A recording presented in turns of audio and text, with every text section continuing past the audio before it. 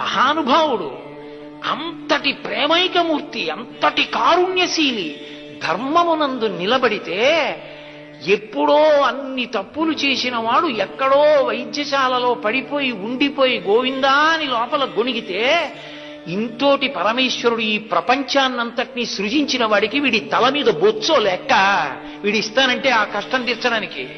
వీడి తల మీద వెంట్రుకల కోసం తీర్చలేదు, వాడు పిలిస్తే పలకపోతే ఏడుస్తాడు, నేనున్నానని ఉపయోగం ఏమిటని తీర్చాడు.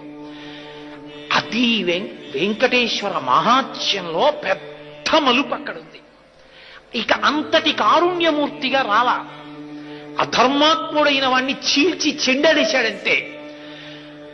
గోపరాజు గారు దాశరథి శతకంలో అంటాడు, బండన భీముడు అర్థజన బంధముడు ఉజ్వల బాణతోన కోదండ కళాప్రచండ భుజతాండవ కీర్తికి రామమూర్తికి రెండవ సాటి దైవమిక లేడను చున్గడకట్టి భేరికా దండ నిరదంబుల జండము నిండ మత్త వేదండము నిక్కి చాటెదను దశరథి కరుణాపయోనిధి అంటాడు.